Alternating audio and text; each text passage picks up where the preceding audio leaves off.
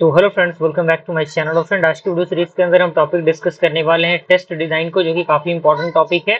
और इससे पहले हम लोगों ने सॉफ्टवेयर इंजीनियरिंग के अंदर बहुत सारे टॉपिक्स को डिस्कस किया हुआ है। अगर आपने उन वीडियोस को नहीं देखा है तो जरूर देख लीजिएगा। जो प्लेलिस्ट का लिंक है वो आपको नीचे डिस्क्रिप्शन बॉक्स में देखने को मिल जाएगा, आप वहां से उसे चेकआउट कर सकते हैं। और ये स्टार्ट करते हैं वीडियो को। ओके, तो सबसे पहले टेस्ट केस डायग्राम डिजाइन की हम बात करें तो पॉइंट यहाँ पे कह रहा है कि the test cases are the foundation of software testing and should be design to validate both normal and edge case scenarios. यानी जो टेस्ट केस होता है एक प्रकार का फाउंडेशन होता है सॉफ्टवेयर टेस्टिंग का, जिनको क्या होना चाहिए, डिजाइन करना चाहिए एक वैलिडेट दोनों पॉइंट ऑफ व्यू के लिए, नॉर्मल के लिए भी और एज केस सिनारियो के लिए भी। अब इसमें सबसे पहले आपका आता है टेस्ट केस कंपोनेंट, जिसमें टेस्ट आईडी होता है। तो ये क्या होता है, एक प्रकार यूनिक आइडेंटिफायर होता है फॉर द टेस्ट केस के लिए। दूसरा आपका आता है टेस्ट डिस्क्रिप्शन, ये क्या होता है, एक ब्रीफ समरी होता है what the test case is testing, यानी कौन सा टेस्ट केस टेस्टिंग के लिए परफॉर्म करना है। तीसरा आपका आता है इनपुट डेटा, ये क्या करता है, the data provided to the system for the test, यानी इसके अंदर जो डेटा होते हैं वो प्रोवाइड किए जाते हैं सिस्टम को टेस्ट के लिए।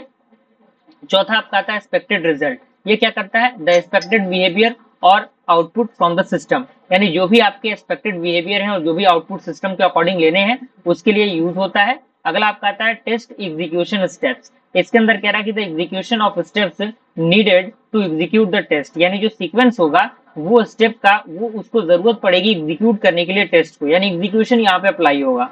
उसके बाद आपका आएगा एक्चुअल रिजल्ट, यानी एट द लास्ट पॉइंट जो हमें एक्चुअल रिजल्ट आउटपुट के रूप में चाहिए वो हमें मिलेगा। दूसरा आपका आता है the test case design technique, तो इसके अंदर सबसे पहले आपका आता है बाउंड्री वैल्यू एनालिसिस। इसके अंदर कह रहा है कि test values at the boundaries of the input domain, यानी इसके अंदर जो टेस्ट वैल्यू होंगे बाउंड्रीज वो इनपुट डोमेन के अकॉर्डिंग होंगे।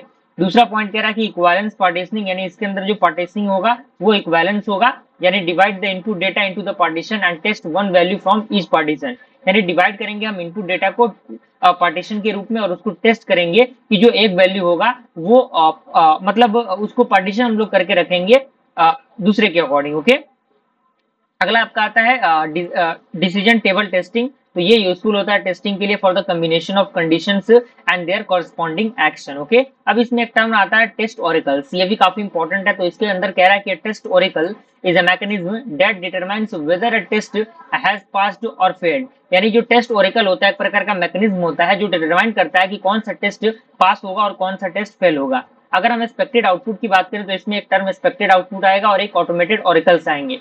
तो ये एक्सपेक्टेड आउटपुट क्या होता है, test oracle compares the actual output of a test with expected result, यानी ये कंपेयर करेगा एक्चुअल आउटपुट से और टेस्ट करेगा एक एक्सपेक्टेड रिजल्ट के अकॉर्डिंग। और दूसरा आपका आता है ऑटोमेटेड ओरेकल, इसके अंदर कह रहा है कि these oracles uses predefined logic or patterns to determine correctness, यानी ये जो ऑरिकल्स होंगे वो यूज किए जाएंगे प्री डिफाइंड लॉजिक के लिए और पैटर्न के लिए जो डिटरमाइन करेंगे एक करेक्टनेस को। ओके, अब यहाँ पे ह्यूमन ऑरिकल्स की हम बात करें तो इसके अंदर कह रहा है कि in case where automated oracles are not feasible, यानी अगर जहाँ पे आपके ऑटोमेटेड ऑरिकल्स फिजिबल ना हो तो जो ह्यूमन होंगे वो me evaluate whether the result are correct. Okay, तो इस तरीके से ये टॉपिक कंप्लीट हुआ।